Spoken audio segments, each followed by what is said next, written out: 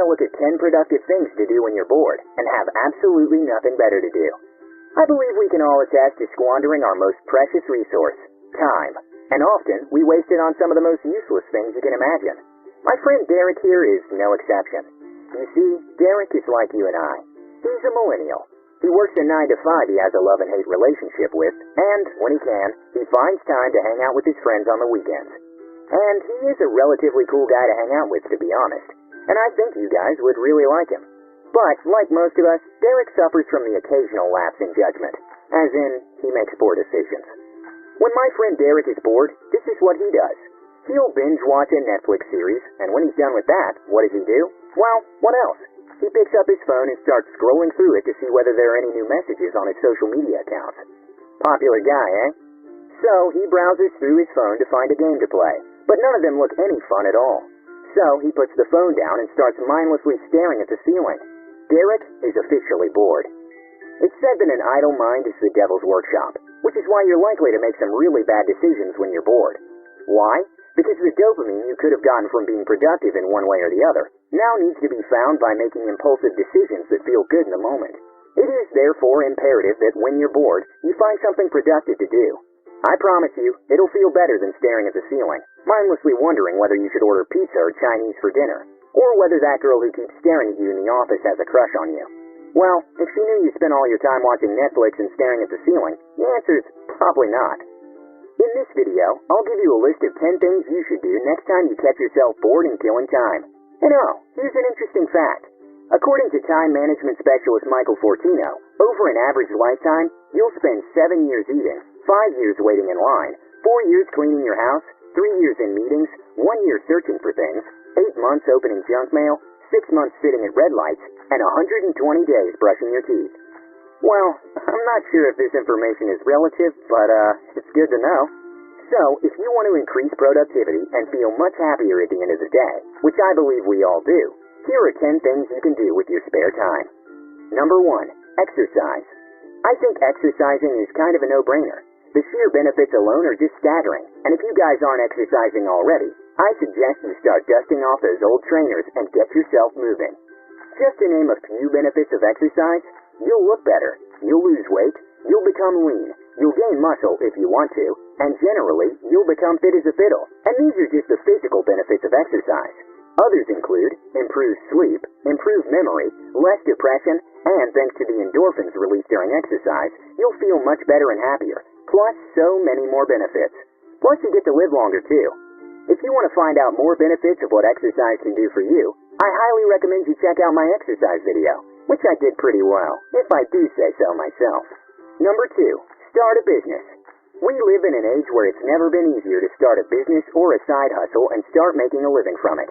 The internet has fundamentally changed the way people and businesses do things, and it has literally created hundreds of different ways to make money online and earn a living from it.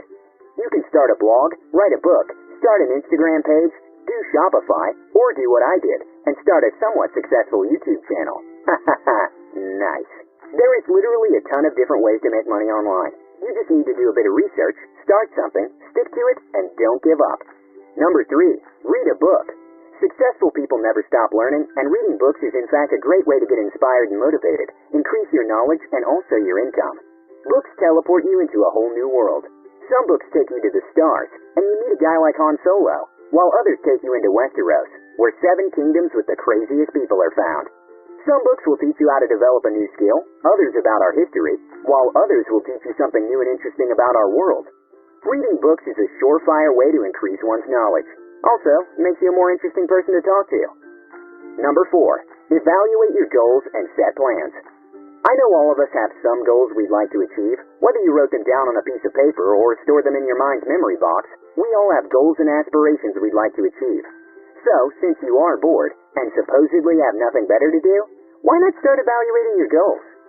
If you are interested, here's a tip.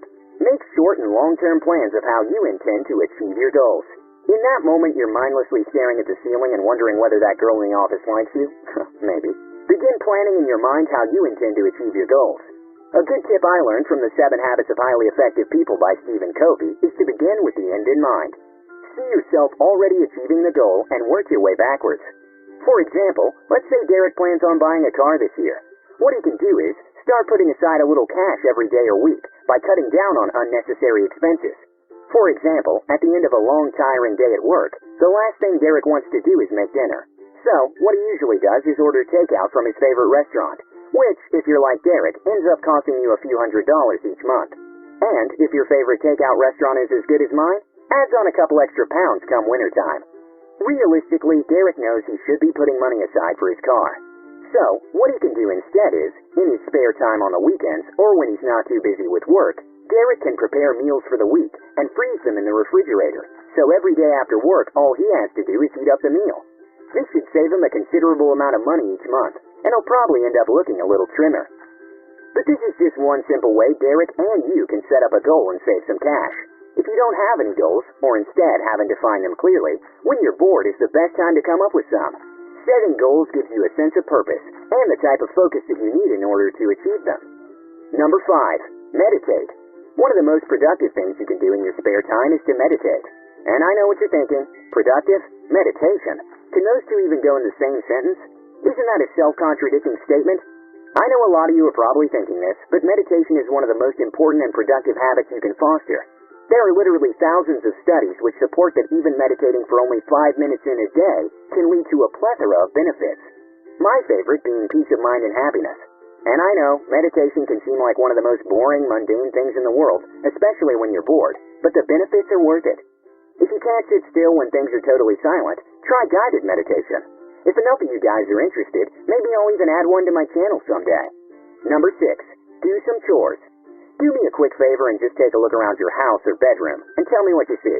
If your house is anything like my friend Derek's, it's probably a disaster. So, here's what you can do. Start cleaning and arranging your house. I know doing chores can be one of the most boring tasks in the world, believe me, I know. But walking back home to a clean, neat house after the end of a hard day's work is definitely worth it. To make the task more appealing, switch on some good music, something you can sing or dance along to, something that warms up your blood. Turn up the volume and then fire up the washing machine. Who said only characters in movies get to dance when cleaning their houses? Before you know it, you'll have gotten your chores out of the way, and you'll probably be feeling very exhausted, but also a lot happier, and hopefully you'll have a sense of accomplishment. Number 7. Develop a hobby or skill. There's a high probability that the reason you're bored is that you are uninspired to do anything, or you simply have nothing to do. You can easily deal with both issues by simply developing a new skill or a new hobby. So let's get back to my friend Derek. When Derek was a lot younger, he had always wanted to learn how to play the guitar. It was one of those things that he would tell himself that he would start working on, but never actually got around to ever doing it, and he would always blame the lack of time for not ever getting started. Unfortunately, a lot of us suffer from this form of procrastination, and Derek is no exception. But fortunately for him, he now has some time on his hands. If you have nothing to do, and are hence bored, you should think about developing a new skill or finding a new hobby. Hobbies include cycling, making new friends, and traveling, among others. You can use them to get out of your comfort zone and challenge yourself some more. For example, bungee jumping is a pretty crazy hobby, and doing it could give you the courage to finally start that company you keep talking about. Other productive things you can do are, number 8, take a class. Why not learn something new? A new language, try out a new cooking recipe, take an online course, or just about anything. There are tons and tons of new skills you can add to your arsenal, and best of all, you don't have to pay to learn most of them. For example, I learned how to animate by watching videos here on YouTube. And in a few weeks, I'll be taking a personal finance course, which means I should have some great new content for you guys. Number 9, plan your year and mark important dates. Perhaps you've got a couple of birthdays and weddings you should probably mark on your calendar. And finally, last but not least, clear your damn web history. I mean, some of the things you guys are browsing online, my word. I'm just kidding, guys. I know the practical wisdom community